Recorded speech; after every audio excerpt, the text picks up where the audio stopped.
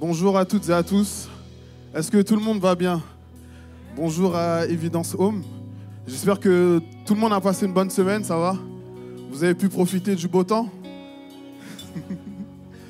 Ok, super. En tout cas, bienvenue dans la maison du Seigneur. Et vraiment, je nous invite à disposer nos cœurs ce matin, à recevoir ce que Dieu a préparé pour chacun de nous. Et comme vous le savez, nous sommes dans la série sur les fruits de l'esprit. Et aujourd'hui, on va parler de la patience. On va parler de la patience. Et dans la Bible, quand on parle de patience, par moments, il parle de patience, la patience qu'on doit avoir les uns envers les autres. Mais le plus souvent, c'est la patience dans la difficulté, dans l'adversité, face justement aux différentes situations qui sont là pour éprouver notre foi. Et j'ai une question pour vous ce matin. Est-ce qu'il y en a parmi vous qui mangent 5 fruits et légumes par jour? Ok, ah ouais. Il y a du travail encore. Mais en tout cas, je vous pose cette question parce que je ne sais pas si vous avez déjà fait l'expérience en fait de quand vous mangez un fruit qui n'est pas encore mûr, de voir comment c'est désagréable en fait, de voir que quand on mange un fruit ou même de la viande, parce que je sais qu'il y en a, si j'aurais posé la question pour de la viande, tout le monde aurait levé la main, mais lorsqu'on mange une viande qui n'est pas bien cuite, qui est crue, ça nous laisse un mauvais goût dans la bouche, ça nous laisse un goût amer et c'est pas propre à la consommation en fait, et ça fait en sorte, ça peut provoquer des maladies, des intoxications, etc. Et ce que je veux vous faire comprendre par là, c'est que pour la patience, c'est la même chose. Lorsqu'on n'est pas patient, lorsqu'on n'attend pas le plan de Dieu, le temps de Dieu, ça nous laissera forcément un goût amer parce qu'il y aura des conséquences. Et je pense que tout le monde connaît l'histoire d'Abraham et Sarah, où Dieu leur a fait une promesse et ils n'ont pas attendu cette promesse et ils ont essayé de se débrouiller du coup par leurs propres moyens en passant par Agar pour avoir un enfant. Et on voit toutes les complications, toutes les difficultés qu'il y a pu avoir de par cet acte qu'ils ont fait. Et on peut même voir les conséquences encore aujourd'hui. Donc j'aimerais vraiment qu'on garde ce mot en tête aujourd'hui, que le temps de Dieu, c'est le meilleur temps. Amen. Et je vais vous lire un texte par rapport à ça qui se trouve dans Habakkuk 2 au verset 3. Donc ma version, elle sera un peu différente de celle qui est affichée, mais vous allez comprendre dans tous les cas. Et le texte dit: « Les choses que je te fais voir arriveront, mais seulement au moment fixé. Elles vont bientôt se réaliser. Ce n'est pas un mensonge. Attends avec confiance, même si c'est long. Si l'Éternel paraît tarder. Oui, c'est sûr, elles arriveront sans retard. Si quelqu'un flanche, il n'est pas droit de cœur, mais le juste vivra grâce à sa foi. » Et les amis, ce que je veux nous faire comprendre ce matin, c'est que la patience, en fait, elle révèle la foi qu'on a en Dieu, la foi qu'on a en la puissance de Dieu, en l'amour de Dieu. Et la patience, en fait, elle nous amène tout simplement à révéler l'état de notre cœur et montrer justement qu'on a foi en Dieu, qu'on a une confiance totale en lui. Donc vraiment, la patience, c'est la paix et la confiance qu'on peut avoir en Dieu. Donc j'aimerais qu'on se lève ce matin et on va prier par rapport à ça. Et j'aimerais vraiment nous encourager à être patients, peu importe les situations qu'on traverse, peu importe les problèmes qu'on peut avoir. Peut-être qu'on a des soucis financiers. Les amis, attendons le temps de Dieu, attendons la bénédiction de Dieu et ne cherchons pas à accomplir les choses par des moyens détournés. Peut-être qu'on attend un travail, peut-être qu'on attend un logement, mais vraiment attendons les amis le temps de Dieu, la bénédiction de Dieu, parce que Dieu a promis qu'il prendra soin de nous tous les jours jusqu'à la fin du monde. Et Dieu n'est pas un homme pour mentir. La Bible dit que la renommée de Dieu s'est accrue par l'accomplissement de ses promesses. Donc je nous invite vraiment à attendre le temps de Dieu. Et même au niveau de notre sexualité, d'attendre le temps de Dieu, d'attendre le mariage, d'attendre ce que Dieu a prévu pour chacun de nous. Donc j'aimerais vraiment qu'on puisse penser à toutes ces situations dans nos vies pour lesquelles nous ne sommes pas patients et qu'on puisse prier pour que Dieu nous donne la force, nous donne sa paix dans les circonstances, dans la maladie, etc. Mais que Dieu nous donne sa paix, que Dieu nous aide à avoir confiance en lui afin d'être patient, d'attendre le meilleur moment qu'il a pour nous et que sa gloire et que la joie puissent être dans nos vies. Donc vraiment, élevons la voix et prions par rapport à ça.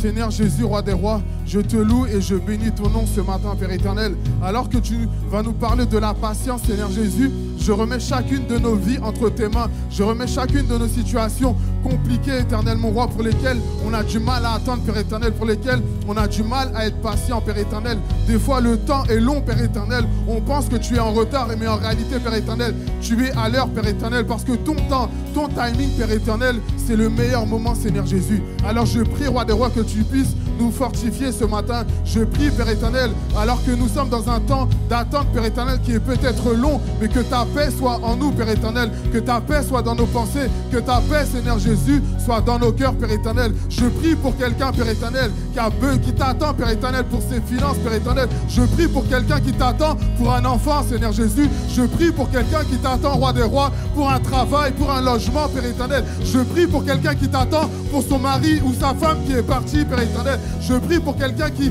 t'attend, Roi des rois, pour ses enfants, Père éternel, qui sont loin de toi, qui sont, Père éternel, dans toutes sortes de mauvaises choses, Seigneur Jésus. Je te prie, Père éternel, ce matin, que ta gloire se manifeste, Père éternel, que ta paix puisse envahir nos cœurs, envahir ce lieu, Roi des rois. Et peu importe les situations auxquelles on fait face, Roi des rois, mais qu'on puisse être patient et persévérant, Père éternel, parce que c'est comme ça qu'on va arriver à la victoire, Père éternel. Peu importe le moyen détourné qu'on va prendre, ça nous laissera toujours un goût amer, éternel, mon roi. Alors nous voulons t'attendre, Père éternel. Nous voulons attendre ton temps, Père éternel. Alors viens ce matin, réconforte-nous, fortifie-nous, Père éternel. Donne-nous ta force et ta vigueur ce matin. Et que ta gloire, Père éternel, se manifeste dans nos vies et dans nos situations, Roi des rois. Merci d'avance, Père éternel, parce que tu l'as déjà fait. Au nom de Jésus, amen. Alléluia, alléluia, alléluia. Nous continuons d'adorer, nous continuons d'adorer. Nous élevons le Seigneur, alléluia. Élève ta voix dès maintenant. Élève ta voix, dis-lui que tu l'aimes. Élève ta voix, dis-lui que tu es là pour lui. Élève ta voix, dis-lui que tu es disposé à l'adorer, à le louer ce matin. Élève ta voix, n'attends pas la musique, n'attends pas le groupe de louanges. Mais toi-même, tu t'es déplacé ce matin, tu as pris ta voiture, ton bus, ton train, ton RER ou tes pieds, tu es venu dans ce lieu, tu es venu pour une raison. Tu es venu pour adorer, tu es venu pour rencontrer le Dieu des cieux, celui que les cieux des cieux ne peuvent contenir, celui dont la terre est le marchepied. Tu es venu dans sa présence, tu es venu pour rencontrer ton Créateur, tu es venu pour rencontrer ton Père. Alléluia. Élève-le dans ton cœur, élève-le par ta voix, élève-le par la disposition de ton cœur. Fais cet acte de foi. Alléluia. Alléluia. Je peux vous poser une question ce matin? Qui a envie de rentrer dans Jéricho? Je répète, qui a envie de rentrer dans Jéricho ce matin? Alors on a une mission ce matin tous ensemble. C'est de créer cette brèche. Et Dieu nous a missionnés pour vous donner une clé qui est la louange et l'adoration. Alors on va élever le nom du Seigneur. On va casser notre voix s'il faut. Mais on va vraiment faire bouger les murailles ce matin. Alléluia. Reçois l'adoration, Seigneur. Reçois nos louanges, toi qui es le Dieu de lumière. Alléluia.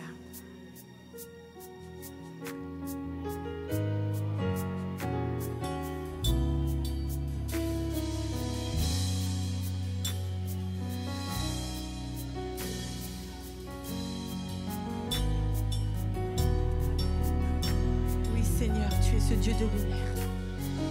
Alléluia, et nous contemplons ta face ce matin.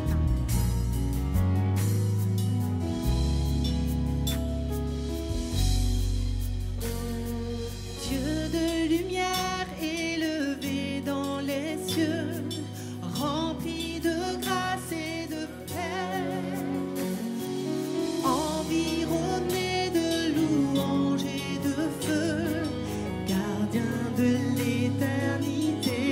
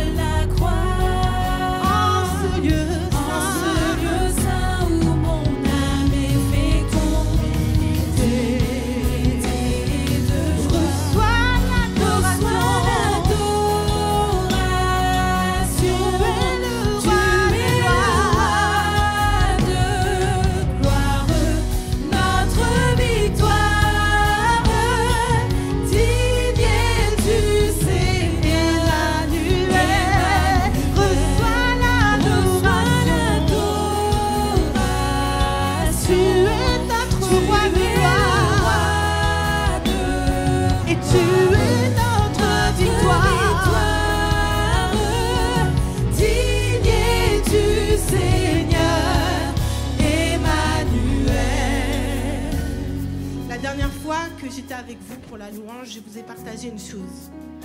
Je vous ai demandé d'imaginer quelle pouvait être la louange de Paul lorsqu'il était emprisonné. Je ne sais pas si vous vous souvenez pour ceux qui étaient là. Ça pourrait être cette louange-là en fait. Sachez que Paul, il a connu une boucle dans sa vie. Je dis bien une boucle, pas un cycle, une boucle. Il était allé, il avait prévu d'aller quelque part et puis pour servir Dieu. Et puis voilà que l'Esprit de Dieu l'envoie en Macédoine. Donc déjà, première perturbation. Là-bas, il arrive, il trouve une femme qui s'appelle Priscille. Il lui prêche avec d'autres femmes et elle est touchée. Et il se trouve que c'était une femme très riche parce que c'était une marchande de pourpre et la pourpre, ça valait. Et elle le fait venir. Elle insiste, elle dit « Venez chez moi, j'ai connu le Seigneur, maintenant je veux servir Dieu. » C'était bien quoi, ça marchait bien. La Macédoine, c'était ouvert. Et puis tout en prêchant dans les villes de Macédoine, voilà qu'une jeune fille atteinte d'un esprit de python les suit et commence à dire « Voici les serviteurs du Dieu très haut ». Mais une fois, 2 fois, 10 fois, 100 fois, au bout d'un moment, Paul, il a craqué et il a chassé l'esprit. Mais quand il a chassé l'esprit, voilà les problèmes ont commencé.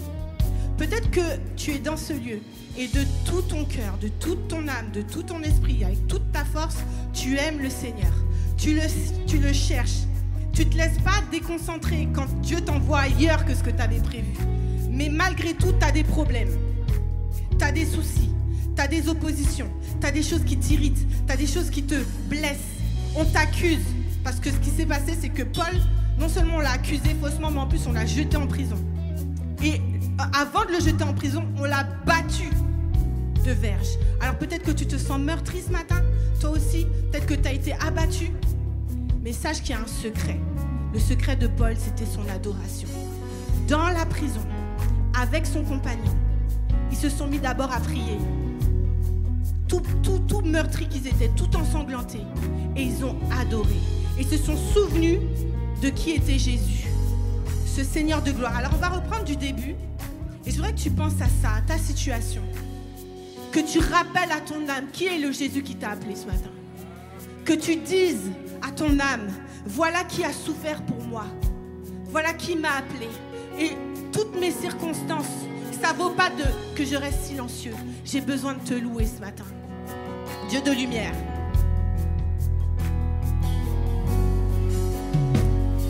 Oh Dieu de lumière, et je t'élève au-dessus de mes problèmes, Seigneur. Rempli de grâce, c'est toi qui es venu apporter la paix dans ma vie. Environné de louanges et de gardien de l'éternité.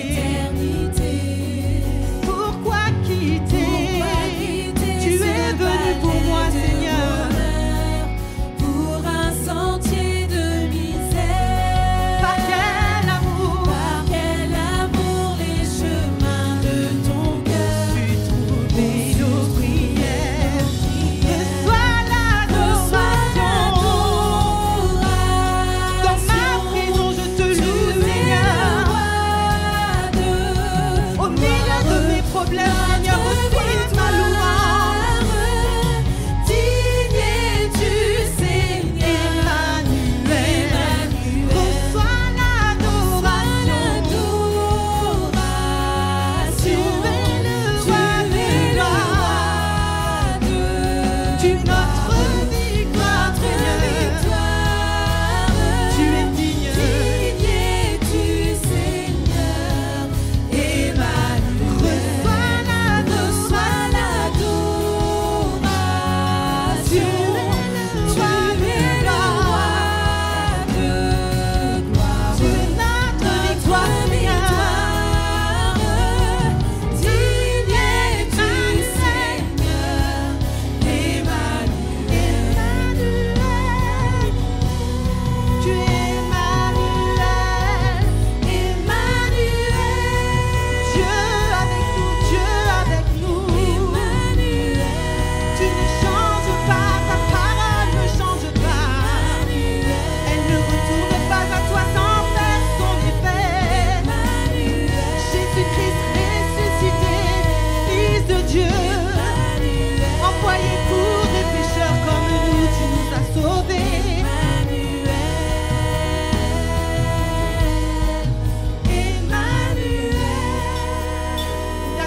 reçois. Reçois l'adoration. Tu es le roi de gloire.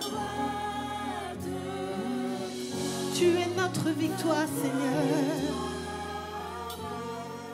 Digne es-tu, Seigneur, Emmanuel. Alléluia. Tu es Emmanuel. Tu es Emmanuel, Dieu avec nous, Dieu présent, Dieu qui ne change pas. C'est pour ça que nous pouvons venir à toi dans les larmes, dans les difficultés. Et là où Dieu nous a emmenés ce matin, c'est que beaucoup d'entre vous, vous versez des larmes. Je n'ai pas besoin de vous faire lever la main, parce que Dieu nous l'a montré. Beaucoup de vous, vous êtes dans la souffrance. Mais c'est pour ça que j'aime la Bible. C'est un livre complet. Dans Lamentation 19.3, on trouve un prophète qui a versé beaucoup de larmes pour sa génération, beaucoup de larmes pour sa ville Jérusalem. Et il décrivait une situation où même des femmes en arrivaient à manger leurs enfants. Peut-être que ici tu es une sœur et à cause de la colère, des difficultés, tu n'arrives même plus à dire de bénédiction sur tes enfants. C'est la malédiction qui sort. Peut-être que tu es un père et tu fuis ton foyer, c'est trop difficile, tu en as marre. Tu préfères rester avec tes copains pour prendre un coup, puis un deuxième, puis un troisième. Puis tu arrives à la maison, tu n'es pas tout à fait dans ton état normal. Puis la colère part vite, puis les coups peuvent arriver. Peut-être que tu es dans cette situation où tu n'en peux plus de ton travail, où c'est vraiment une oppression que tu vis là-bas et tu as juste tout envie d'envoyer valser. Tu te vois mal répondre à ton chef, tu as déjà les mots pour ça. Mais sache qu'il y a une solution, c'est encore la louange et l'adoration. Parce que quand tu viens dans la présence de Dieu et que tu répands ton cœur comme de l'eau, quand tu fais une libation avec ton cœur, le Dieu du ciel t'entend. Et on va prendre ce chant qui est une prière et une proclamation. Prière, proclamation. Et ce chant dit que notre cœur souffre, mais Dieu nous relève. Mon secours est en toi, Seigneur.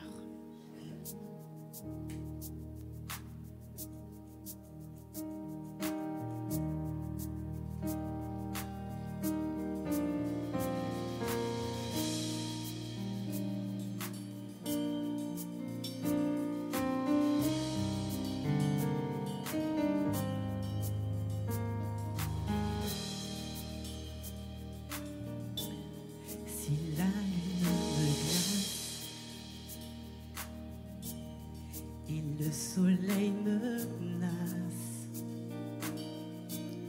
créateur des étoiles, mon secours est en toi. Si mes larmes ruissellent et que mon pas chancelle, créateur de la terre, mon secours est en toi. Et je lève les yeux vers les hauts sommets. Toi seul est mon Dieu. Et je proclamerai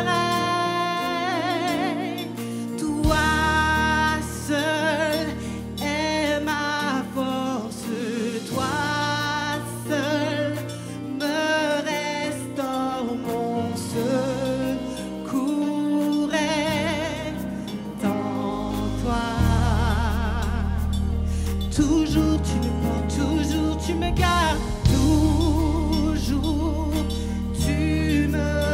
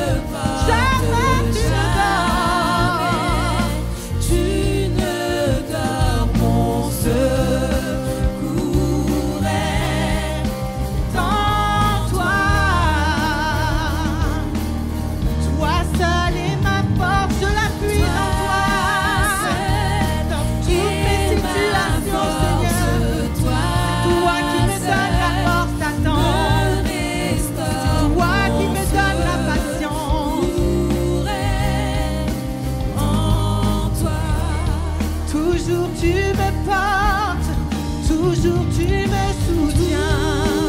Toujours tu me portes. Même quand je ne vois pas de porte de sortie, Tu ne dors, mon secours est en toi.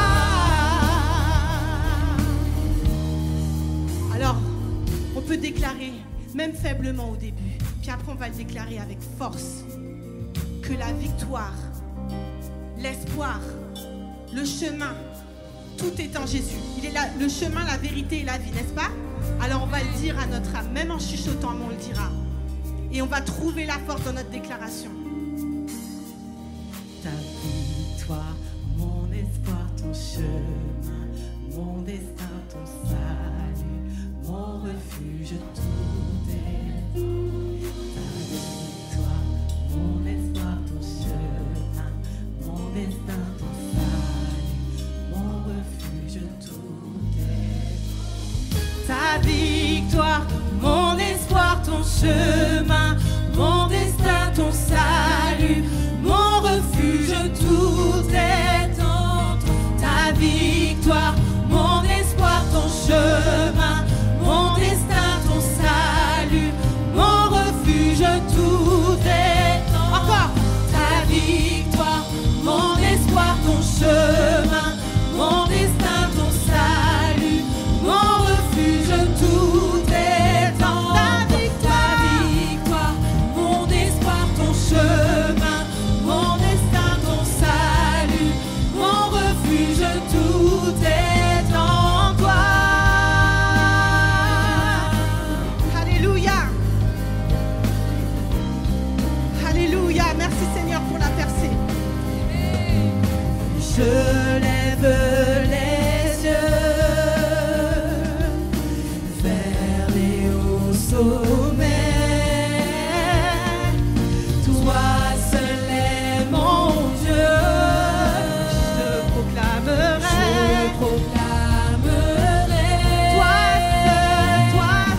Toi seul est ma force. Toi seul me restaure, mon secours est en toi. Toujours tu me portes, Seigneur. Et toujours tu me portes, jamais tu ne dors.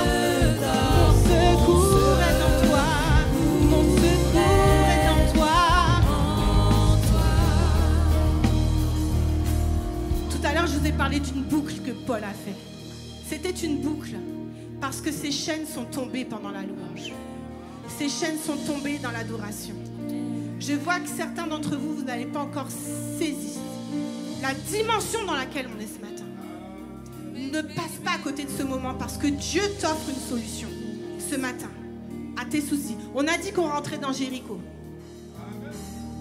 C'est une boucle parce que après que les chaînes soient tombées, il a évangélisé le geôlier et le geôlier a donné sa vie à Christ ainsi que toute sa famille. Et vous savez quoi? Il est retourné chez Lydie dans la paix. Donc parfois Dieu nous fait passer, les circonstances nous font passer par des tourbillons. Mais on retourne à un point de paix. Ok? C'est pour ça que je parle de boucle. J'insiste sur la boucle. Ne pense pas que tu es dans un cycle, mais tu es dans une boucle. Ok? Ça va finir. Ça va se terminer. Ok? Mon secours est en toi une dernière fois. Tu me portes, Seigneur. Toi seul est ma force. Alléluia. Toi seul est ma Allez, évident, j'ai besoin de t'entendre ce matin. Toi seul Me restaure. me restaure. Alléluia. Mets toute ta foi dans ces paroles. Secours est en toi. Toujours tu me portes, et je verrai la sortie, Seigneur. Toujours tu me portes, jamais tu ne dors. Tu entends toutes mes prières, toutes mes supplications, Seigneur. Mon secours est en toi.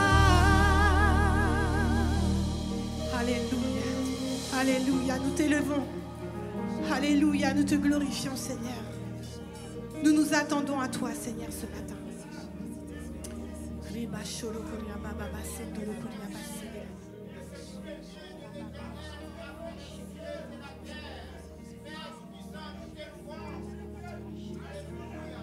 Alléluia.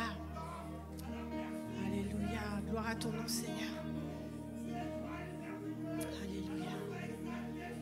Oui, Seigneur. Alléluia.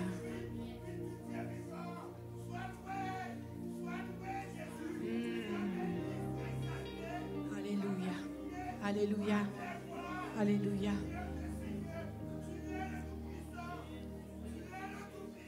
Alléluia. Sois béni, Seigneur. Alléluia. Alléluia. Alléluia. Alléluia. Alléluia. Alléluia. Ce matin, avant de prendre le dernier chant, t'apporter peut-être cette parole de réconfort. Tu es un soldat dans l'armée de Dieu. Tu es quelqu'un qui portait les armes. Tu n'es pas un lâche. Tu as porté tes armes. Tu es allé au front, sur la ligne de front. Mais voilà que tu as été blessé au combat. Et le Seigneur te relève ce matin. C'est au combat que tu as été blessé. C'est pas derrière. Tu as été blessé au combat. Mais Dieu te relève ce matin. Je m'attends à toi, Seigneur. Attends-toi à Dieu. Attends-toi à Dieu. Ce matin, tu rentres dans Jéricho. Tu rentres. Je te le dis, tu rentres. Alléluia.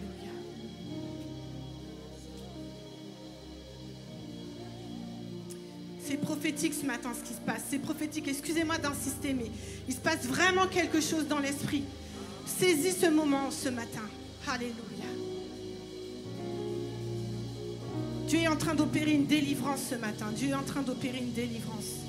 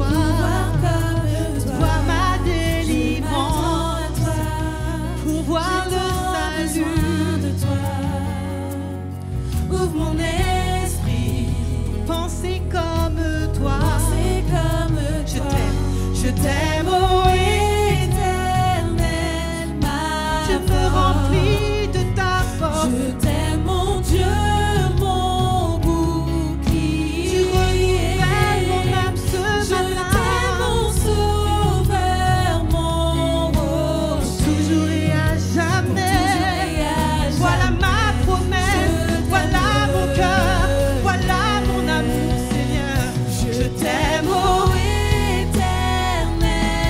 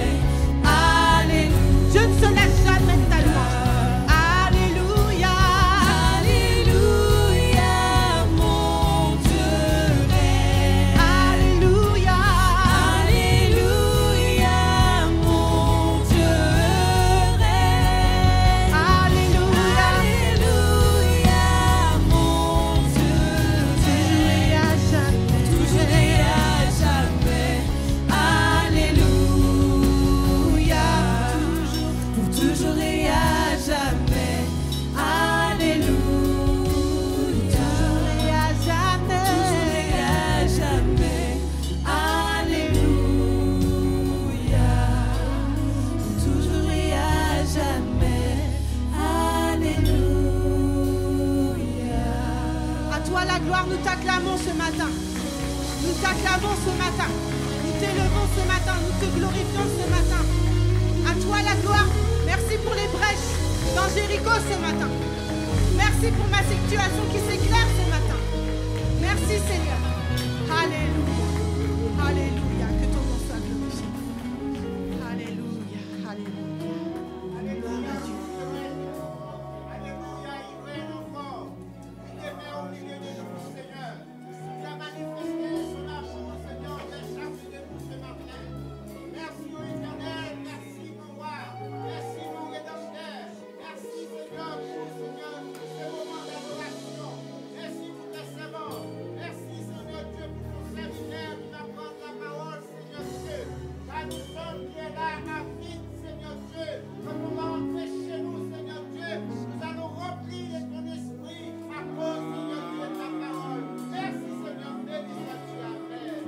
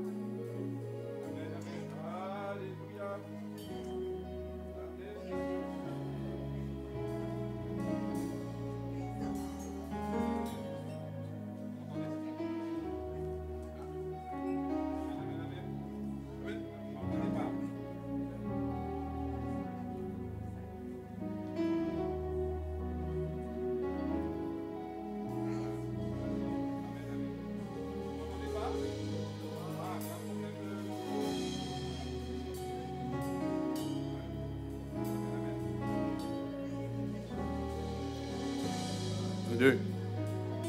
Ah voilà, le problème est réglé. Alléluia. Eh bien, bonjour à tous. Vous êtes heureux d'être dans la présence du Seigneur ce matin? Vous savez, j'aime cette parole de David qui dit « Je suis heureux lorsqu'on me dit « Allons à la maison de l'Éternel ». Et j'espère que vous avez eu la même pensée en vous levant ce matin. Il n'y a pas de plus beaux endroits, plus bel endroit que la maison de Dieu. C'est une famille, nous sommes une famille et c'est la plus belle famille de la terre. Alors ne vous privez pas de ce moment avec le Seigneur, parce que je sais en qui j'ai cru en tous les cas, pour ma part. Amen.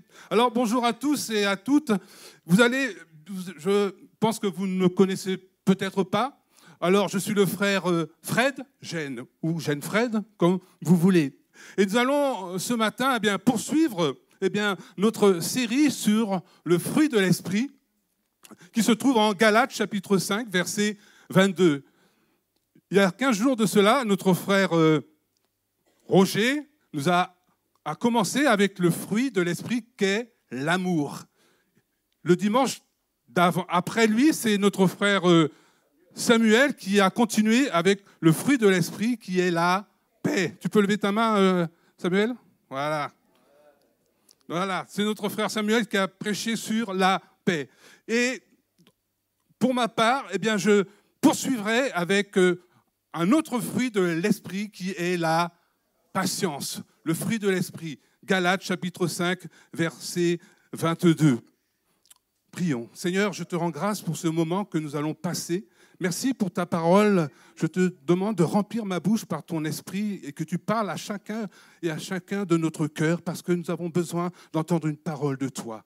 Seigneur, tu connais les cœurs de chacun. Je ne sais pas ce qu'il y a à l'intérieur, mais toi, tu le sais. Et nous avons besoin que tu nous parles. Alors agis, Seigneur, par ton esprit, par ta parole. C'est dans le nom de Jésus, j'ai prié. Amen. Amen. Alléluia. Alors, frères et sœurs, vous voyez cette plante? Avant d'être ce qu'elle est, il a fallu tout un processus. Elle était au départ qu'une simple graine plantée en terre dans ce pot. Puis cette graine est passée par plusieurs étapes dans sa transformation grâce aux soins qu'on lui a apporter, c'est-à-dire tout simplement par un arrosage quotidien et par l'exposition au soleil et à la lumière. Amen. Et pour qu'un jour, on voit apparaître une tige portant de jeunes fleurs, puis au fur et à mesure du temps, les fleurs sont apparues pour donner à la fin cette magnifique plante tropicale que voici. Amen. Alléluia. Jacques, dans son épître, chapitre 5, verset 10, c'est écrit, je pense que, voilà, nous dit ceci. Le laboureur attend le précieux fruit de la terre, prenant patience à son égard. Comme pour l'exemple de cette plante, frères et sœurs. Il aura donc fallu du temps et s'armer de patience pour arriver à un tel résultat auquel nous attendions, nous espérions, bien entendu. Amen. Alors, j'ai regardé dans le dictionnaire la définition du mot patience. Et il est dit, c'est l'attitude d'une personne à se maîtriser face à une attente, à demeurer calme et posé dans une situation de crise, de tension ou la qualité de celui qui persévère sans se lasser. Amen. Et dans les Écritures, il nous est parlé de la patience à différents niveaux. La patience, frères et sœurs, est toujours attachée à un résultat bénéfique, à une fin heureuse et aussi à une récompense. Quand on sait attendre, forcément, à la fin, il y a quelque chose de bien, de bon qui nous attend. Et voyons ensemble donc 2 modèles de patience dans les Écritures. Samuel nous en a déjà parlé. Le premier concerne Abraham, père de la foi. Donc Dieu avait fait une promesse à Abraham dans sa vieillesse que celui-ci aurait un fils. À vue humaine, cela paraissait impossible, vu l'âge d'Abraham, qui avait plus de 100 ans, et sa femme étant ménopausée à cet âge-là, 90 ans, je crois, et n'ayant plus de désir ensemble. Mais voyez-vous, et pourtant il est écrit en Hébreux, chapitre 6, versets 14 et 15, dans la version synodale, Abraham attendit patiemment l'accomplissement de la promesse. C'est ainsi qu'il vit se réaliser ce que Dieu lui avait promis. Même si cela avait pris des années, 25 années en tout, frères et sœurs, pour voir arriver la naissance d'Isaac. Voyez-vous, la patience est donc étroitement liée à la foi en Dieu, en ses promesses qu'on ne voit pas encore, mais que l'on attend avec persévérance, sans douter, comme l'a fait Abraham, dont la patience sera récompensée. Je vous le dis, la patience est toujours récompensée. Quand on sait attendre, tôt ou tard, Dieu va agir. Notre deuxième modèle de patience, se nomme Job. Il est dit en Jacques chapitre 5, verset 11, « Voici, nous disons, bienheureux ceux qui ont souffert patiemment. » Vous avez entendu parler de la patience de Job et vous avez vu la fin que le Seigneur lui accorda, car le Seigneur est plein de miséricorde et de compassion. Il est bien dit, bienheureux, c'est-à-dire ceux qui ont su s'attendre à Dieu à travers leur épreuve. Ils ont su s'attendre à Dieu.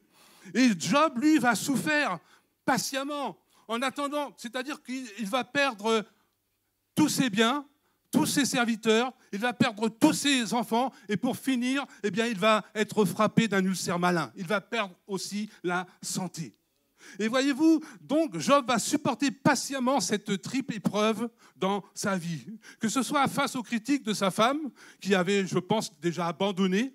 On peut se mettre à sa place quand on perd tout. On peut être déstabilisé, on n'a plus de courage, on peut même perdre la foi devant cette épreuve, devant ce qui est arrivé à Job et sa femme. Elle avait certainement perdu toute notion de foi à ce moment-là, ou même face aux reproches infondés des amis de Job qui lui ont dit que si tu es dans cette position-là, c'est parce que quelque part ta vie n'est pas en règle. Il est si facile d'accuser quelqu'un parce que tout va de travers dans sa vie. Alors l'imagination se met en place et on imagine toutes sortes de choses qui sont fausses parfois, mais si nous les écoutons, heureusement que Job n'a pas écouté ces voix qui s'élèvent pour dire des paroles blessantes, pour dire des paroles humiliantes. Job a regardé à son Dieu, à son Créateur. Et cela, voyez-vous, sans que Job rejette la cause de ses souffrances sur Dieu. Or, voyez-vous, le but de Dieu était surtout de tester dans le temps sa fidélité, sa confiance, son attachement à son Créateur. Et Job va le prouver en demeurant ferme dans la foi, ferme dans son intégrité et de par sa persévérance. Amen. Et nous savons qu'à la fin de son histoire, cela lui sera rendu au double. Alléluia. Il est dit dans Job chapitre 42, verset 10, « L'Éternel rétablit Job dans son premier état, mais quand Job eut prié pour ses amis, et l'Éternel lui accorda le double de tout ce qu'il avait possédé. » Excuse-moi, c'est vrai que c'est loin, là, je ne vois pas bien. Verset 12, « Pendant ces dernières années, Job reçut de l'Éternel plus de bénédictions qu'il en avait reçues dans les premières. » Et verset 13, « Il eut 7 fils et 7 filles. » Et verset 17, « Et Job mourut rassasié de jour. » Alléluia. C'est merveilleux, n'est-ce pas? Quand on sait qu'à la fin de sa vie, l'abondance, la joie, la paix. Ah, que Dieu nous donne cette paix ce matin. Si nous l'avons perdue, Job a su patienter et nous voyons la fin de son histoire. Même si Abraham, comme Job, ont eu un contexte différent, ils ont tous deux montré une patience à toute épreuve, malgré les vents contraires, frères et sœurs. Jacques, chapitre 1, verset 3, nous dit « L'épreuve de notre foi produit la patience. » Amen.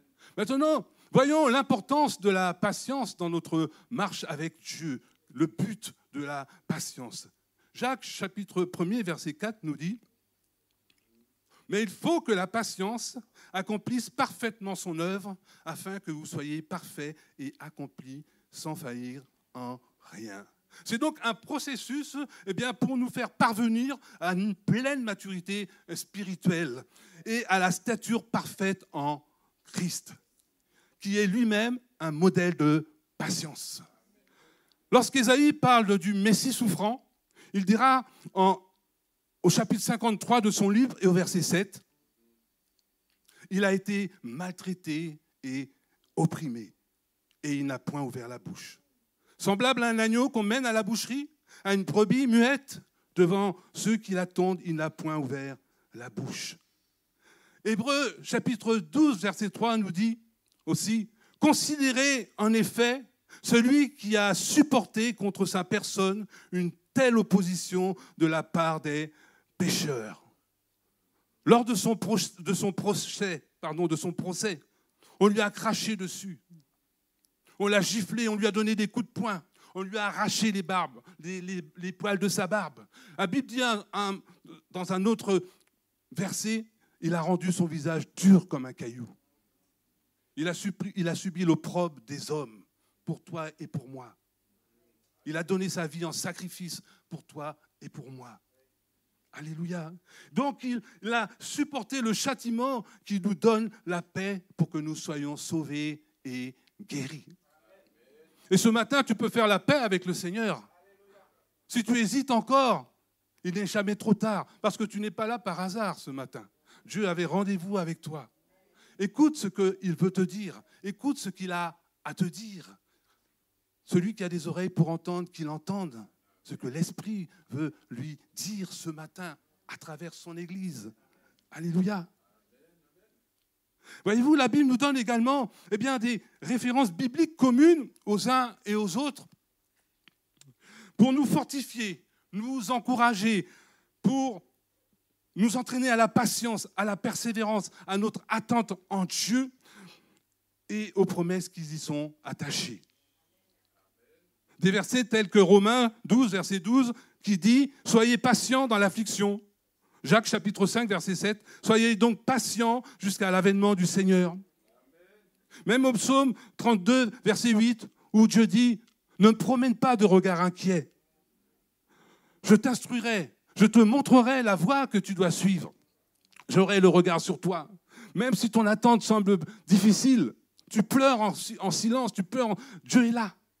Il attend, il veut ton bonheur et il le fera en son temps. D'autres versets qui disent, Matthieu 24, 13, mais celui qui persévérera jusqu'à la fin sera sauvé. Amen. Il nous faut attendre, il faut persévérer dans cette vie. Ce n'est pas facile. Il est vrai, ce n'est pas facile, mais nous avons un objectif, le ciel. Qui veut aller au ciel? Qui veut aller au ciel ce matin? Levez la main.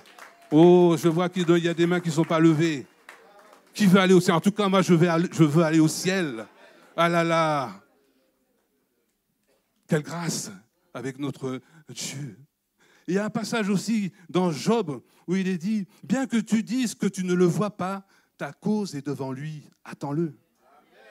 Attends-le. Attends-toi au Seigneur. Et tu verras sa grâce dans ta vie au temps voulu par lui. Car Dieu n'est jamais pressé. C'est nous qui sommes pressés. Et Dieu fait toutes choses belles en son temps. Pour ta vie, pour ma vie, pour chacun d'entre nous, ici, dans cette salle. Alléluia. Alors, si la patience a ses bienfaits, eh bien, l'impatience, par contre, eh bien, peut avoir de graves conséquences. Josué en a parlé, en effet, concernant l'impatience.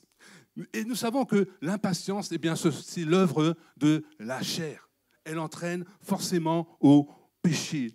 Voyez-vous, la patience, frères et sœurs, eh bien, ouvre la voie à la colère. Elle peut ouvrir la voie au ressentiment. La colère, l'impatience, peut nous entraîner à pécher contre Dieu ou à manquer de foi envers lui. L'impatience peut aussi nous faire prendre une mauvaise direction, prendre une mauvaise décision. C'est l'œuvre donc de la chair, du vieil homme, de notre vieille nature qui est corrompue par le péché. Je ne fais pas le bien que je veux, je fais le mal que je hais. C'est cette loi en nous-mêmes qui nous fait pécher même lorsque nous ne le voulons pas. Deux exemples dans les Écritures de l'impatience. Le premier concerne le peuple d'Israël. Chapitre 32, verset 1er, il est dit ceci. Le peuple, voyant que Moïse tardait à descendre de la montagne, s'assembla autour d'Aaron et lui dit, « Allons, fais-nous un Dieu qui marche devant nous. » Car ce Moïse, cet homme qui nous a fait sortir du pays d'Égypte, nous ne savons ce qu'il est devenu. Ainsi, frères et sœurs, le peuple, en ne voyant pas pu revenir Moïse, va finir par s'impatienter et se lasser.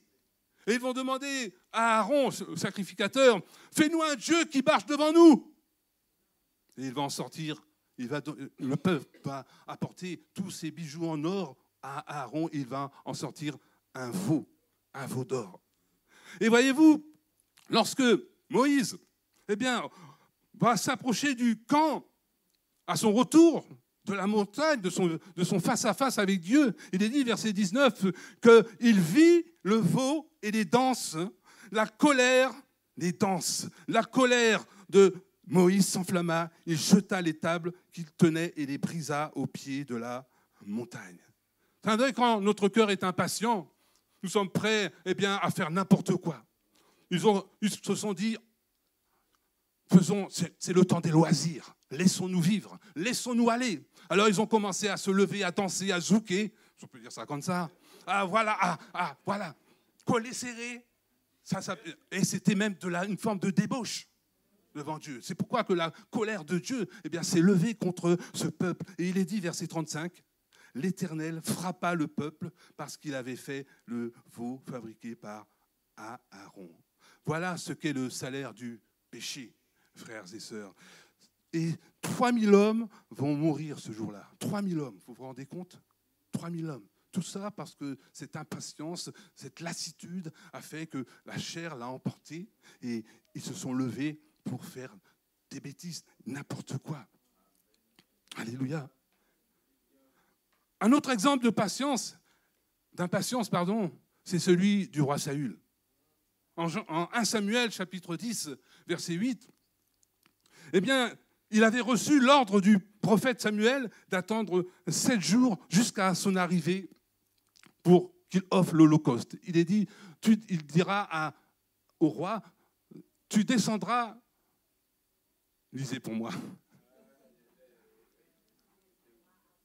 tu descendras avant moi à Gilgal, et voici, je descendrai vers toi pour offrir des holocaustes et des sacrifices d'action de grâce.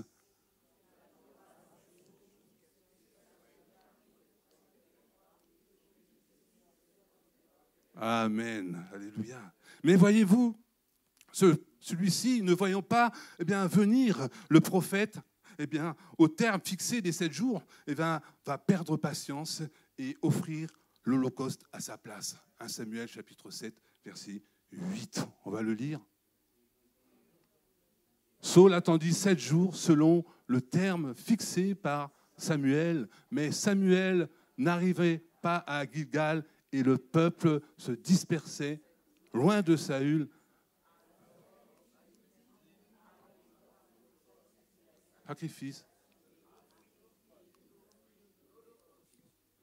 Amen. Voyez-vous combien l'impatience, il s'est fait violence. Voyant le peuple se disperser, il a eu peur. Quelque chose s'est passé au fond de son cœur. C'est comme devant un danger. On ne sait plus quoi faire exactement. Qu'est-ce qu'on fait? Il a commencé à paniquer. Et la panique, c'est l'œuvre de la chair. On n'a plus tout à fait sa raison. Et on fait plein de choses contraires à la volonté de Dieu. Et voyez-vous, il dira même à Samuel, au verset 12, « Je n'ai pas imploré l'Éternel. C'est alors que je me suis fait violence et que j'ai offert l'Holocauste. » C'est alors que je me suis fait violence. Il arrive un moment où on ne sait plus quoi faire, alors on va faire ce que Dieu avait défendu de faire, la désobéissance. Et voyez-vous, à cause de cette désobéissance, il sera alors destitué de sa royauté. Verset 14. Et nous savons qui prendra sa place, le jeune David, homme selon le cœur de Dieu. Puissons-nous être ces hommes et ces femmes selon le cœur de Dieu, qui faisons ce qui lui est agréable par notre vie. Alors, y compris l'exemple du peuple d'Israël et du roi Saül, la chair, l'impatience, est donc l'œuvre de la chair, comme je l'ai dit, du vieil homme, et elle peut se manifester aussi dans notre vie pratique de différentes façons. Par exemple, envers nos enfants. Par exemple, si l'un ne comprend pas un devoir et qu'on lui a expliqué à plusieurs reprises et qu'il ne comprend toujours pas, et qu'à bout de patience, on lui donne une calotte derrière la tête en lui disant « Mais t'es bête ou quoi ?» Imaginez ce que va ressentir l'enfant. Imaginez ce que l'enfant va ressentir. Et ça peut parfois poursuivre l'enfant plus tard. Il va se sentir bon à rien. Timide, il va se renfermer sur lui-même. Et parfois, nous faisons des choses qui peuvent provoquer chez les autres quelque chose qui va les poursuivre durant toute leur vie. Parce qu'on les a traités d'imbéciles, d'ignorants. Tu n'arriveras à rien dans la vie. Et c'est ainsi qu'on se renferme sur soi-même. Et que rien ne semble nous réussir parce qu'on nous a dit une parole, parce qu'on a été impatient envers nos enfants. Comme on peut aussi être impatient dans les embouteillages. Par exemple, vous êtes en retard à un rendez-vous, par des coups de klaxon rageurs pour que les voitures avancent, vous allez commencer à sortir toute espèce de nom d'oiseau. Mais tu as eu ton permis de conduire. Toutes sortes de mots, de mots qui ne devraient pas sortir de notre bouche en tant qu'enfants de Dieu. Et pourtant, nous le faisons quand même. C'est plus fort que nous. On oublie qu'on est chrétien. Et après, on peut que demander pardon au Seigneur pour notre conduite. Et lorsque nous sommes dans la file d'attente pour parvenir à la caissière et que rien ne semble bouger d'un pouce, nous allons, par manque de patience, nous énerver et commencer à élever la voix là où les personnes, envers les personnes qui provoquent ce retard. Ça m'est arrivé une fois, j'étais aux Antilles, je mettais mes courses dans mon cabas, j'avais déjà fini de payer. Il y a un gars, au fond, il était peut-être pas tout à fait normal non plus. Il a commencé à m'invectiver, à me dire « Mais qu'est-ce que tu fais ?» Voilà, enfin, on voyait qu'il était mécontent, mais ce n'était pas de ma faute. Je faisais que mettre mes courses dans le cabas et partir. Mais voyez-vous que ce que l'impatience peut provoquer chez certaines personnes. Vous savez, c'est pour ça qu'un dicton dit « Tout vient à point pour qui sait attendre ».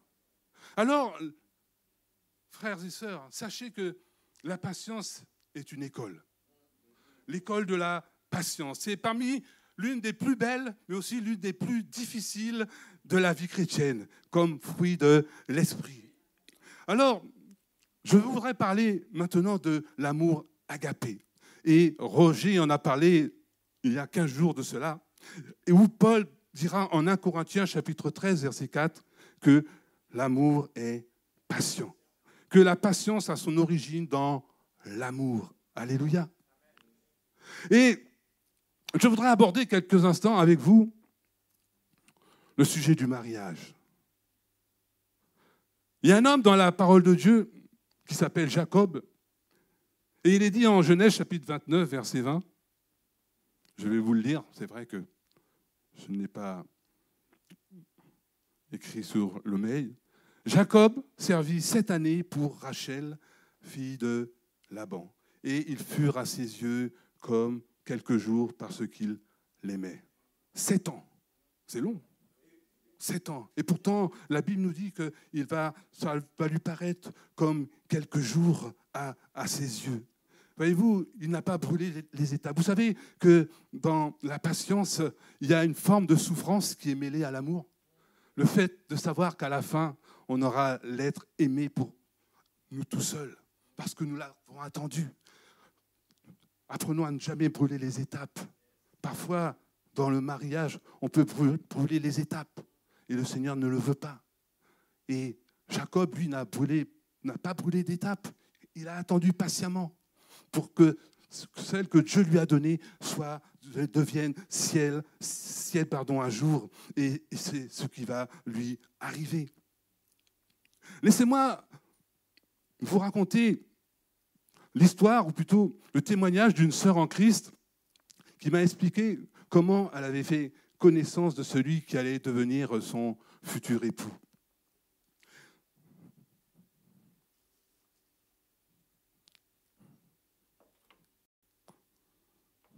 Tous deux, à l'époque, faisaient partie du groupe de jeunes de l'Église ainsi que de la chorale.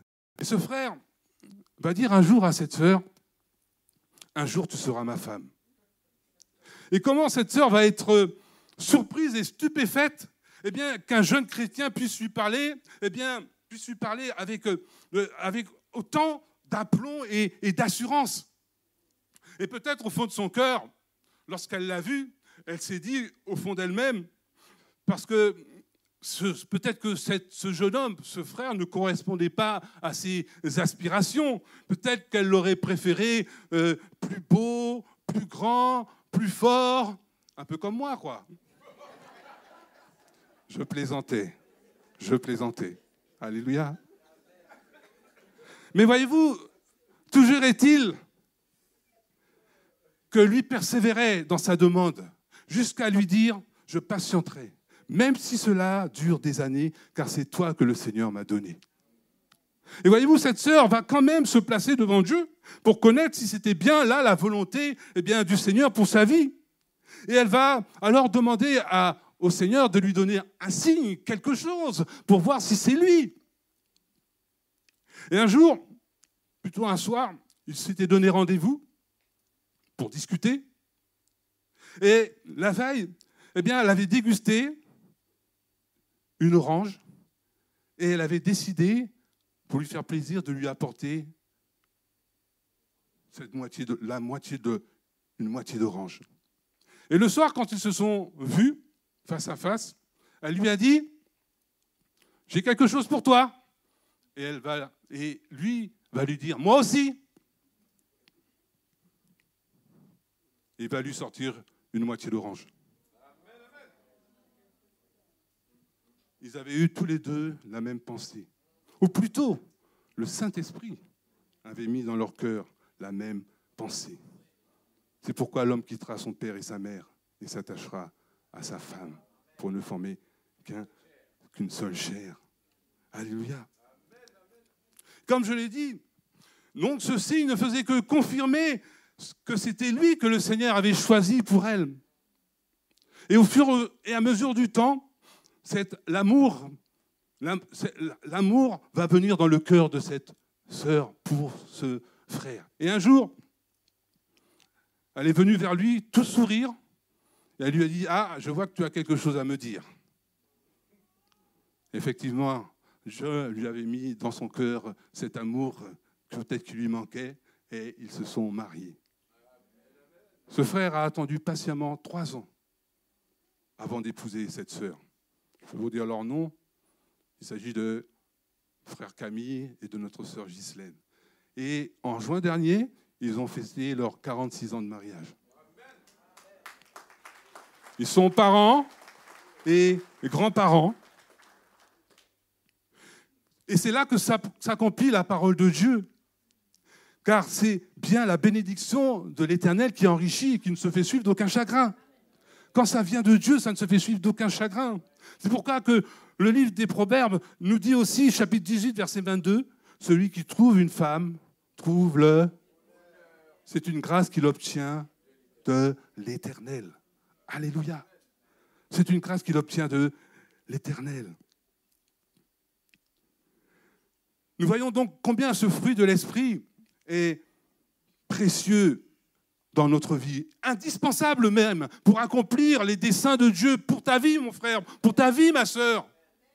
Ce frère a su attendre parce que tout était conduit par le Seigneur. Même la sœur, même si au départ elle était réticente, eh bien, elle a su s'attendre au Seigneur et c'est le Seigneur qui les a mariés.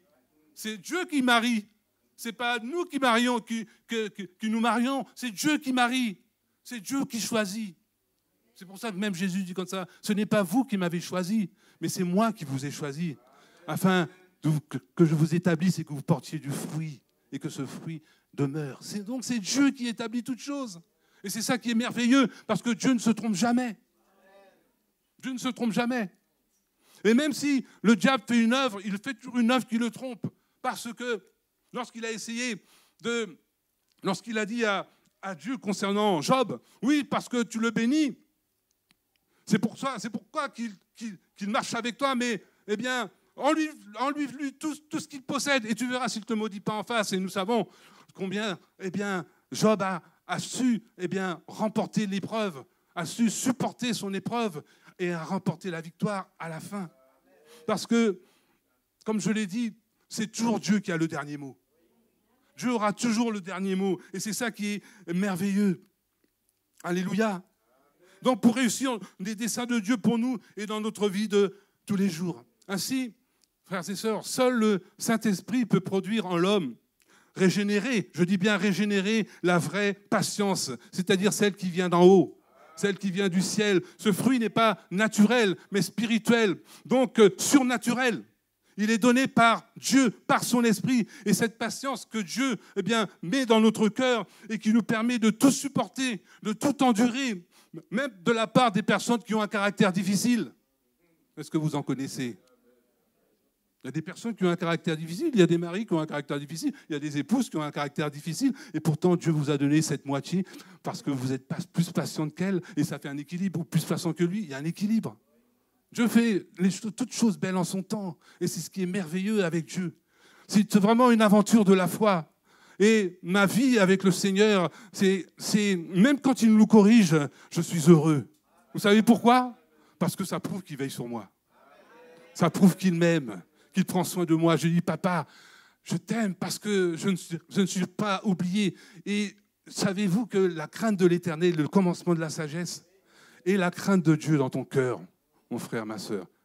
Quand tu as cette crainte de l'Éternel, alors ta vie sera, enfin pas comme un long fleuve tranquille, mais il sera avec toi dans ton épreuve. Et tout te réussira. Heureux l'homme qui médite ta parole. Il est semblable à un arbre planté près d'un courant d'eau et qui donne son fruit en sa saison. Donc cette patience que met en nous l'Esprit et qui est à toute épreuve. C'est pourquoi Jacques, chapitre 1er, verset 12, écrit dans son épître « Heureux l'homme qui supporte patiemment la tentation, c'est-à-dire en ne faisant pas ce qui est mal aux yeux de Dieu. » Parce que nous pouvons choisir dans l'épreuve, lorsque nous sommes tentés. Ou bien nous faisons le bien, ou bien nous faisons ce qui est mal. Mais Dieu veut que nous choisissions le bien pour sa gloire. Et voyez-vous, donc, cette patience est celle aussi qui nous permet de savoir attendre dans le temps, même si l'attente est longue. Et c'est ce que Josué a dit tout à l'heure concernant Habakkuk. Si la prophétie tarde, attends-la, c'est-à-dire sois patient et elle s'accomplira certainement. Amen. Amen. Alors, pour conclure, si la patience nous fait défaut et que le contraire nous arrive, je vous propose 3 clés.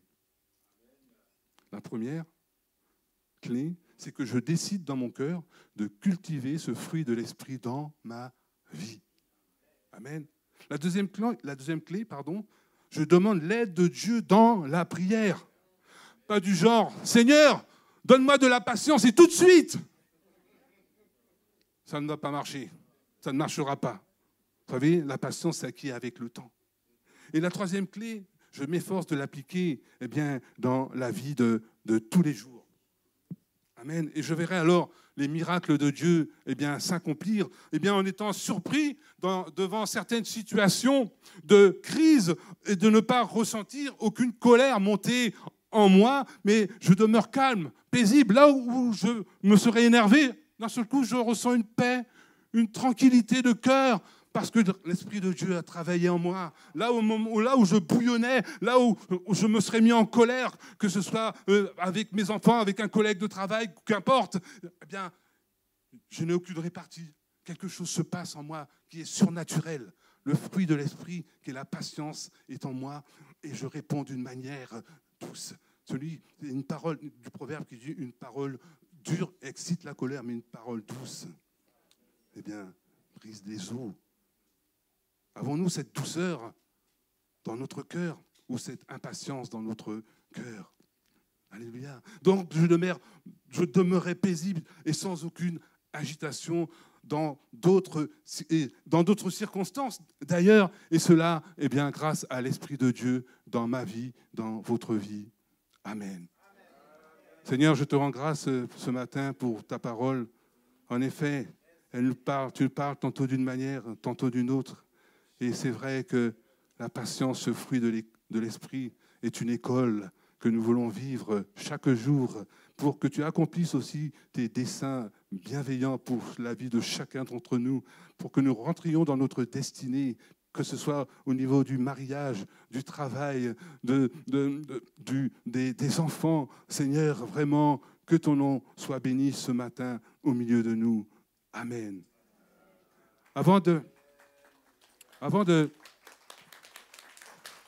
Merci Seigneur.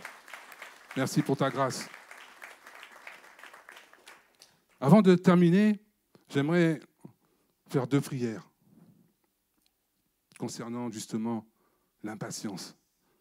Je me souviens lorsque je préparais mon mariage, ma mère n'était pas chrétienne à l'époque, et elle s'est mêlée, j'étais avec ma fiancée, et à un moment, on était ensemble, et elle a commencé à se mêler du mariage en disant « Oui, voilà comment il faut faire, c'est comme ci, c'est comme ça ». Vous savez, parfois, il y a des personnes qui se mêlent de ce qu'ils ne regardent pas.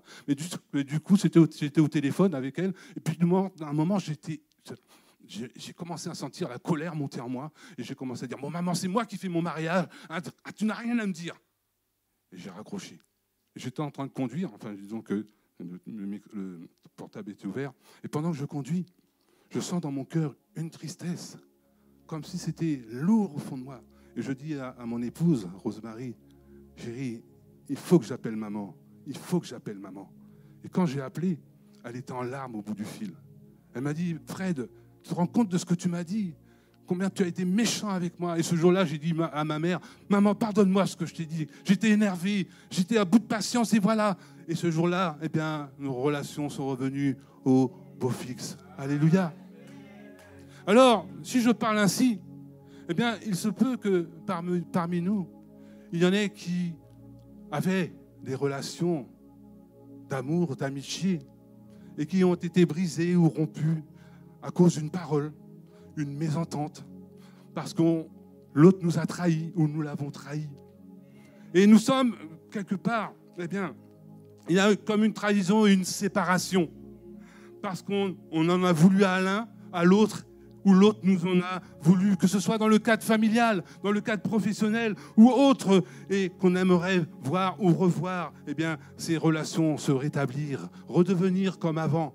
On peut regretter, eh bien, ce qui s'est passé, un brisement, mais Dieu est le réparateur des brèches.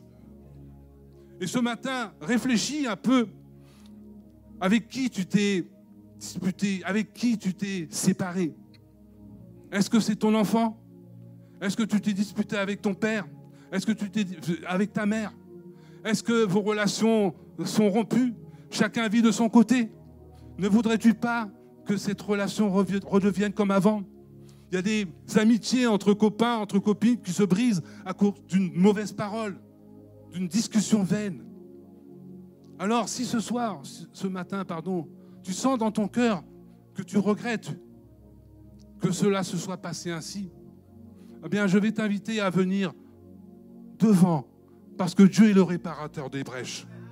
Si Dieu te parle à ce moment-là, sache qu'il connaît ce qui te fait souffrir, ce qui a été rompu, ce qui a été coupé, quels liens ont été coupés entre telle et telle personne. Et si tu désires que ce lien soit rétabli, eh bien, viens devant et les frères et sœurs vont prier pour toi.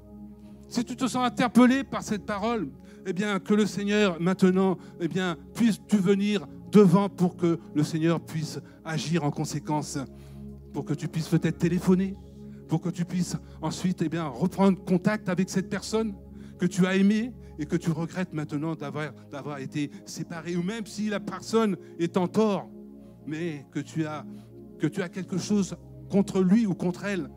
Dieu est celui qui veut que tu pardonnes, que tu viennes ce matin à sa rencontre pour qu'il puisse rétablir les liens qui ont été brisés, où il y a eu séparation.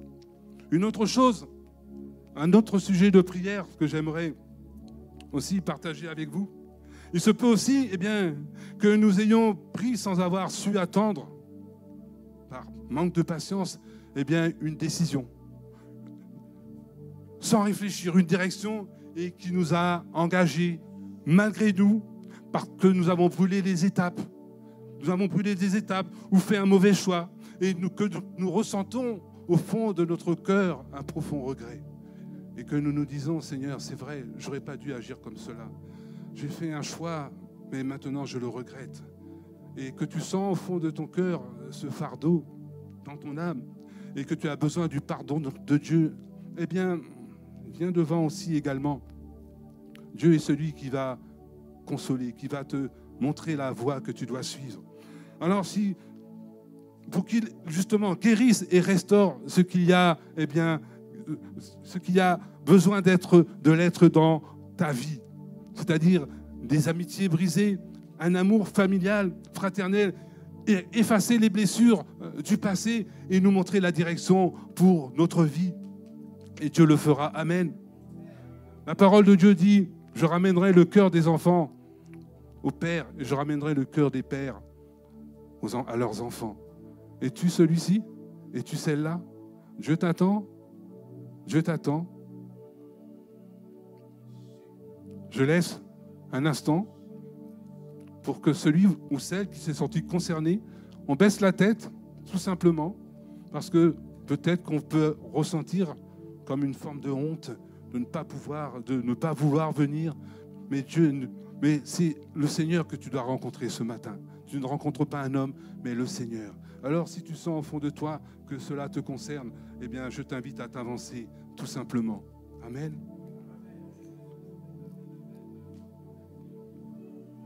Amen. Le Seigneur attend. Le Seigneur attend.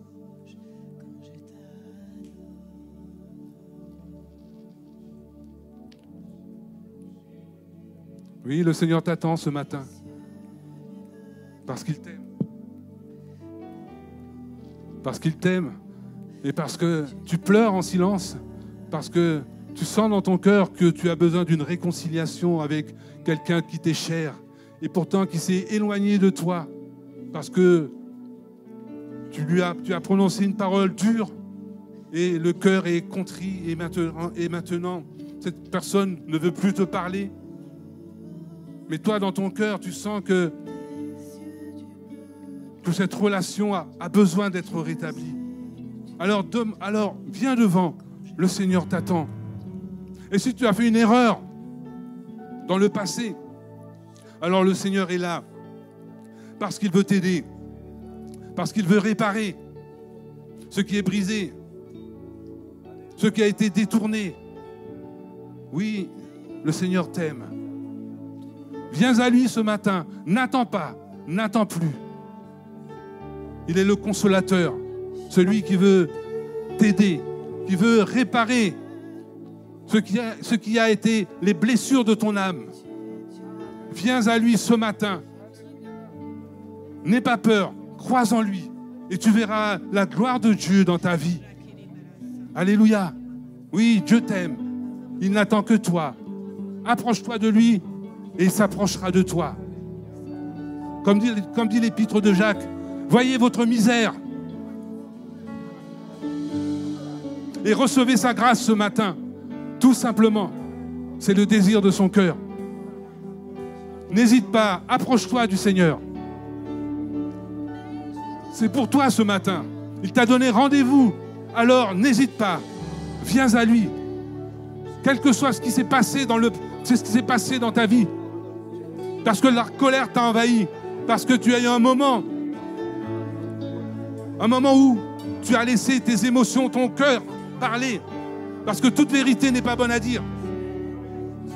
Mais ce matin, le Seigneur veut agir au fond de ton cœur, t'apporter la solution, la guérison.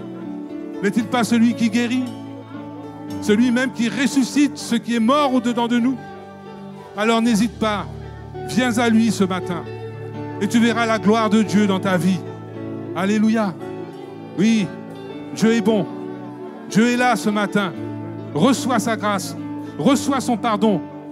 Il va diriger ta vie. Un horizon nouveau va se lever devant tes yeux. Alors tu pourras glorifier ton Créateur. Et tu pourras lui dire, Seigneur, merci pour ta grâce. Parce que tu m'as pardonné. Parce que tu as vu ma souffrance, tu as vu ma misère. Et le mal que j'ai fait, Seigneur, je te demande pardon ce matin. Viens à mon secours. Viens à mon aide. N'hésite pas. Ne crains pas. Tu as rendez-vous avec ton Seigneur ce matin. Pas avec un homme. Avec personne d'autre que ton Sauveur. Alors viens à lui. Et tu verras la gloire de Dieu dans ta vie. Alléluia. Dieu est vivant. Dieu est puissant. Il t'attend. Il t'attend. Il t'attend. Oh, alléluia. Alléluia.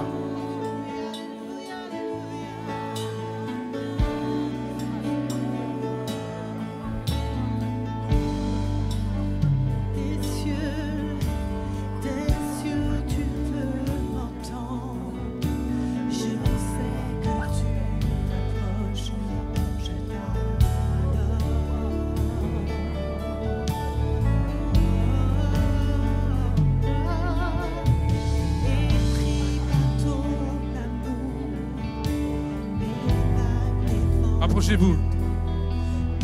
Venez par ici. Les frères et sœurs vont prier pour vous. Approchez-vous. Je vais prier pour toi. Lève les mains vers les cieux, je te donne mon cœur, je dirai à mon âme, tu es Dieu de tout.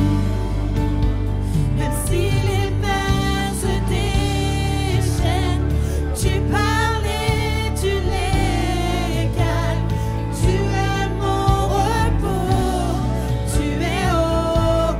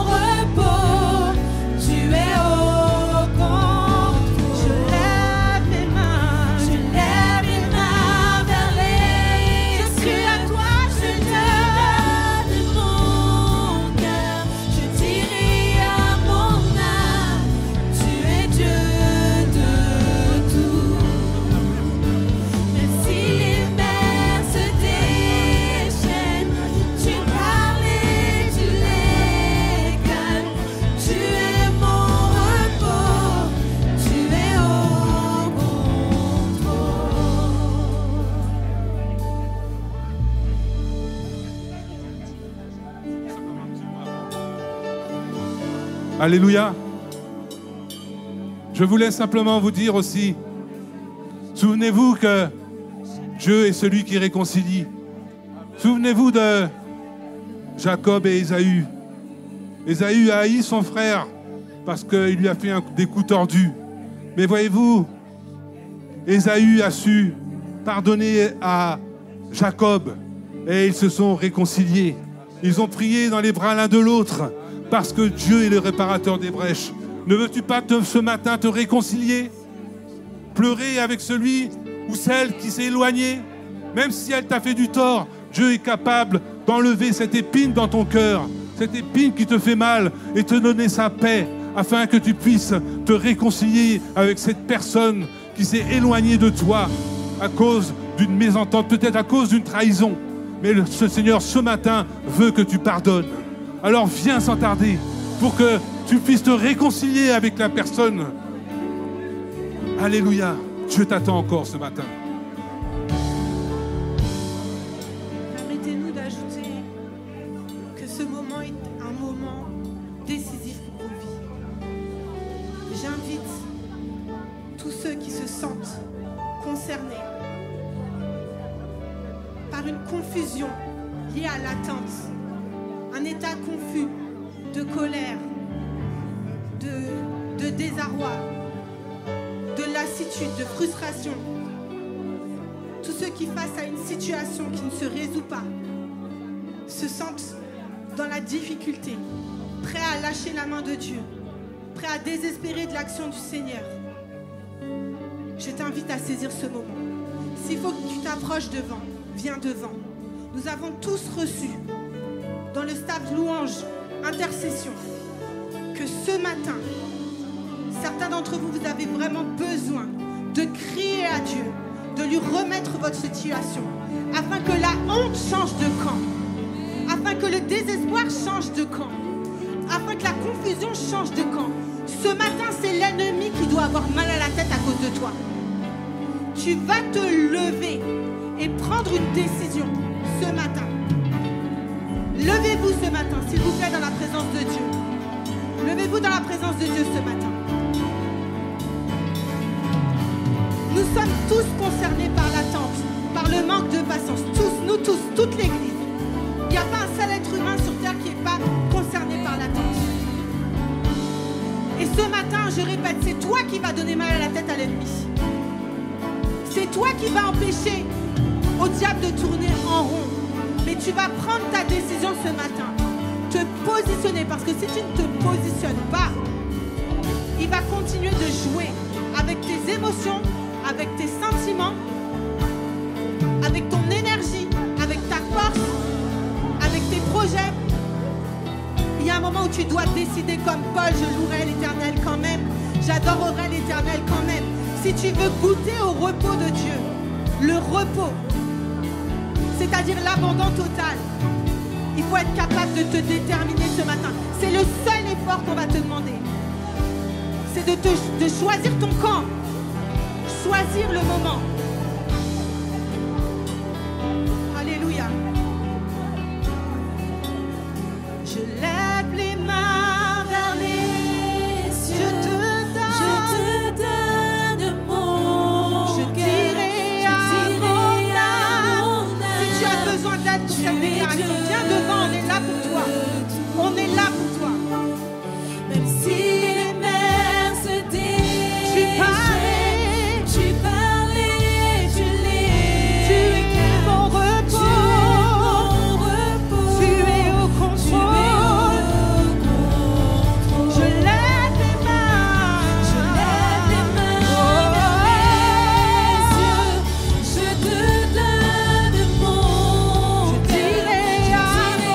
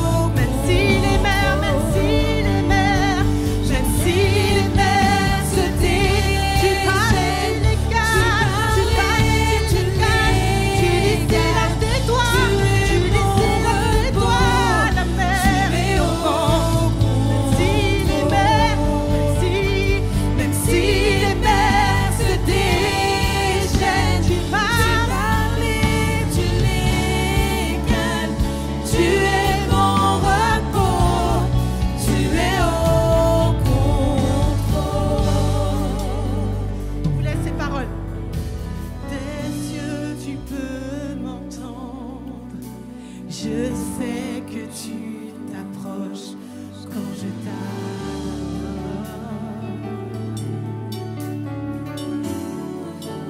Oh, je suis épris par ton les vagues et les vents. Les vagues, les vents viendront. Mais je demeure.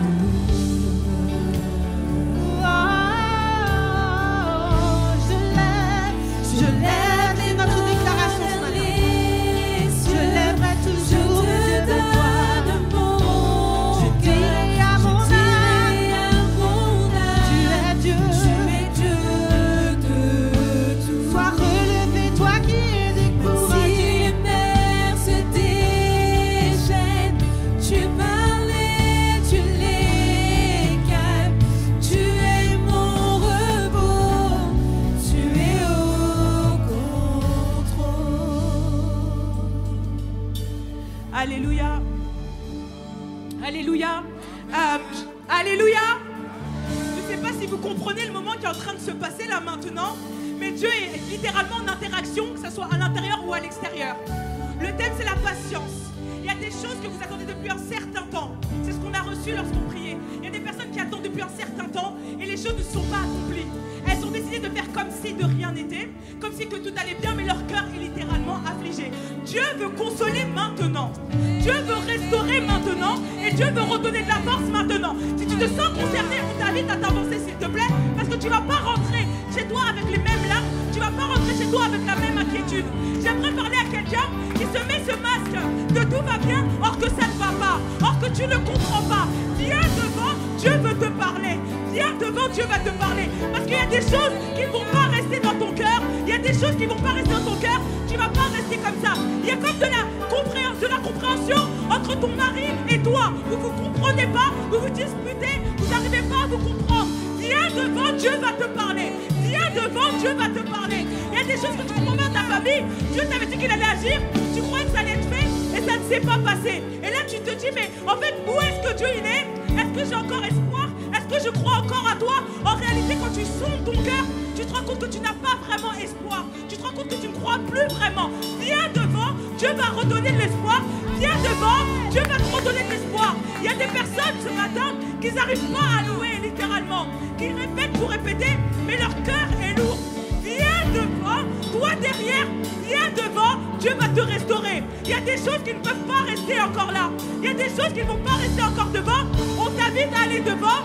C'est pas moi que tu viens voir, c'est pas l'équipe de prière que tu vas voir, c'est Dieu lui-même qui t'attend devant.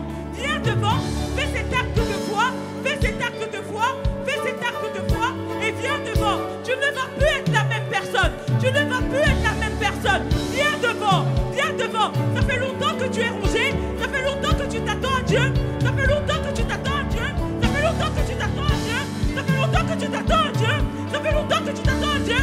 Mais viens voir ton Père maintenant. Avance-toi maintenant. Avance-toi maintenant. Avance-toi maintenant. Avance-toi maintenant. Viens parler à ton Père. Viens parler à ton Père. Ton âme est triste. Tu ne comprends pas ce qui se passe. Tu espères que les choses changent, mais elles ne changent pas. Et tu te dis jusqu'à quand ça va changer? Jusqu'à quand? Et les choses restent les mêmes. Viens devant ton Père a quelque chose pour toi. Rapproche-toi maintenant. Rapproche-toi maintenant. Tu hésites encore. Tu te dis mais qu'est-ce que Dieu va faire pour moi? Qu'est-ce que Dieu va changer? Viens devant et tu viendras me témoigner de ce que Dieu a fait pour toi. Approche maintenant. Viens saisir ta guérison. Viens saisir ta restauration. Viens saisir maintenant. Viens saisir maintenant. Oh, viens saisir maintenant. Approche-toi, approche-toi, approchez-vous. Approchez-vous devant, approchez-vous. Il y a des gens derrière, approchez-vous, approchez-vous. Il y a d'autres personnes. Il y a d'autres personnes qui supportent et qui se disent que c'est comme ça qu'ils doivent supporter. Ils se disent qu'ils doivent supporter. Approchez-vous devant, approchez-vous devant, approchez-vous devant, approchez-vous. Approchez-vous devant, approchez-vous, approchez-vous, approchez-vous.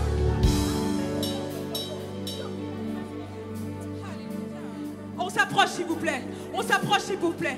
Ce temps-là n'est pas un temps comme les autres. On s'approche s'il vous plaît. Mettez-vous, avancez-vous devant s'il vous plaît. Dieu va agir maintenant. Ça fait trop longtemps que tu portes. Dieu va agir maintenant. Le Saint-Esprit est en train d'agir maintenant. Approchez-vous s'il vous plaît. S'il vous plaît.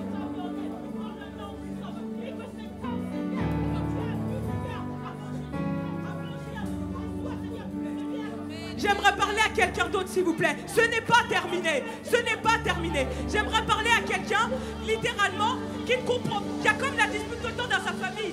Il y a tout le temps de la dispute. On n'arrive pas à communiquer. Il y a comme, je m'attends à Dieu, mais je ne vois plus rien. J'ai perdu patience. Je m'attends à Dieu, mais j'ai perdu patience. J'aimerais maintenant que tu t'approches. J'aimerais maintenant que tu t'approches et que tu viennes parler à ton Dieu. Et que tu viennes parler à ton Dieu. J'aimerais vraiment qu'on réalise ce qui est en train de se passer maintenant. Le Saint-Esprit est à l'œuvre maintenant. Le Saint-Esprit est à l'œuvre maintenant.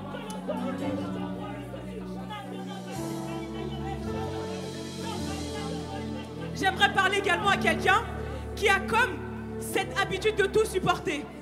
C'est comme défini que pour toi, tu supportes tout. C'est comme, ouais, il y a ça, mais c'est pas grave, je vais porter. Tu es comme la bonne épaule de tes amis, la bonne épaule de tes voisins, la bonne épaule de ta famille. Tu es comme quelqu'un qui porte, qui porte, qui porte. Mais aujourd'hui, tu es trop lourd. Aujourd'hui, tu as trop supporté. Je t'invite à t'avancer, s'il te plaît.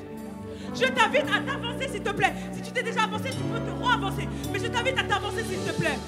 Ce matin, les choses changent. Ce matin, les choses changent.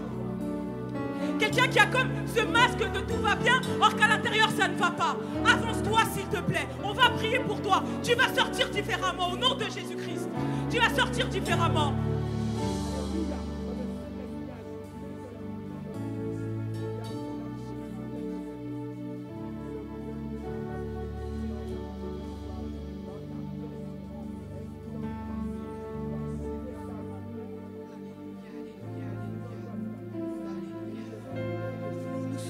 Dieu est bon. Il est bon dans toutes nos circonstances. Il est bon maintenant parce qu'il prend du temps pour toi. Tu te demandes peut-être pourquoi on insiste. C'est à cause de la bonté de Dieu. Et en réalité, si nous ne parlons pas, c'est les pierres qui crieront. Nous ne pouvons pas nous empêcher d'être là pour toi parce que c'est ce que Dieu nous a demandé. Et nous serons là jusqu'à ce que tu saisisses ton moment pour le Seigneur. Alléluia.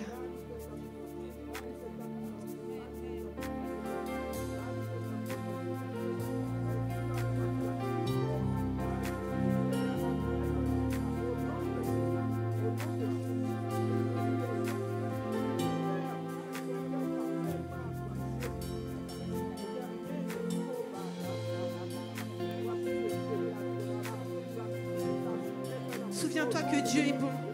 Et si Dieu est bon, ça veut dire que tu peux te lâcher en lui, tu peux t'abandonner en lui. Si Dieu est bon, ça veut dire que tu peux lui donner les règles de ta vie.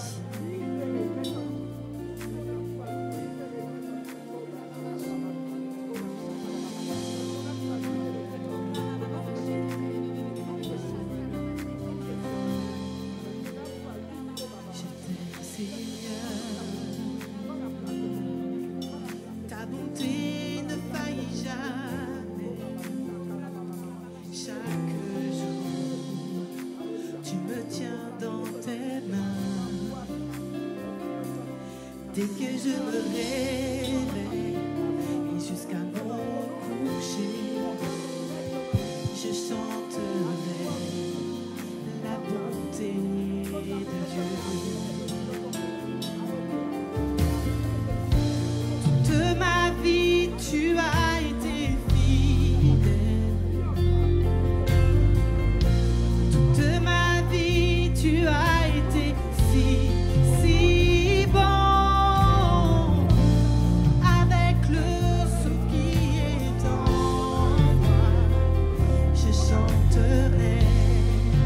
La bonté de Dieu.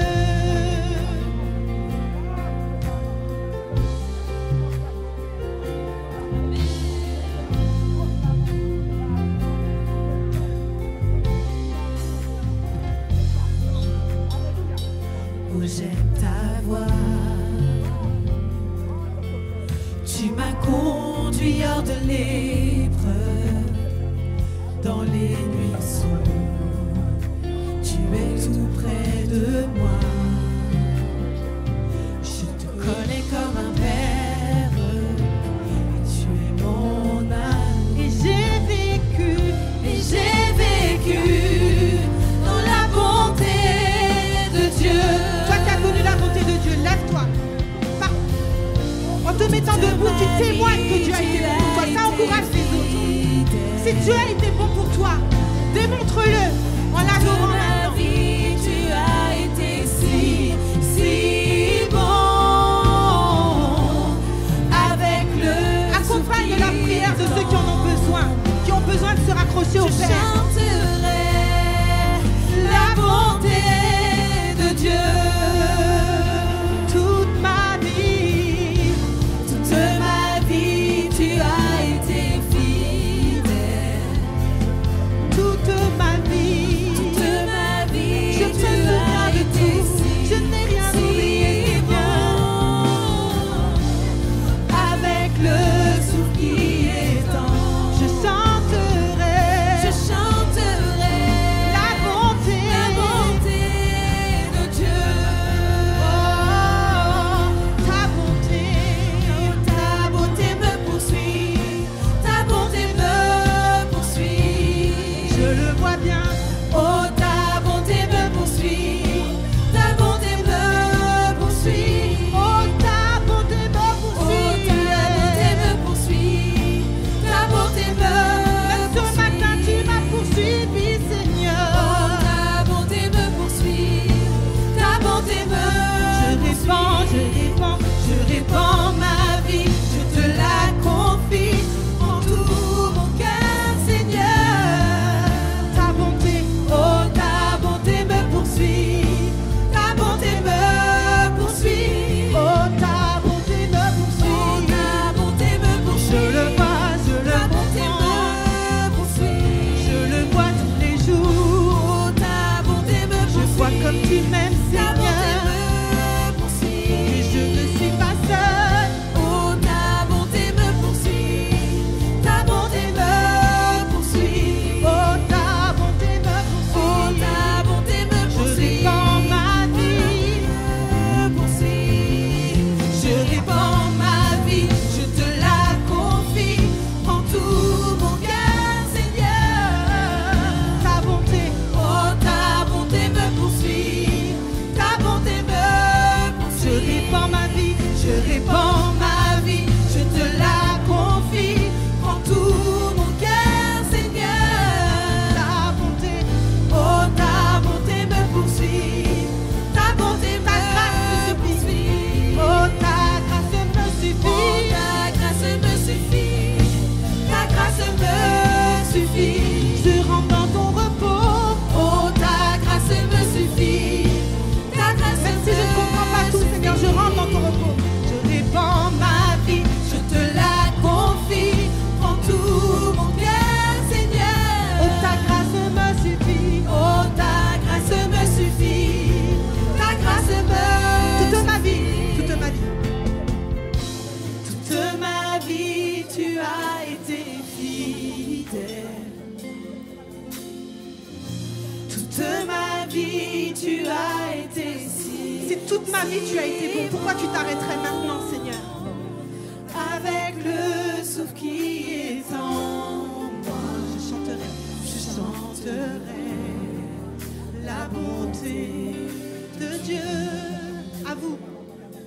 Le Seigneur veut entendre votre propre témoignage. Toute ma vie.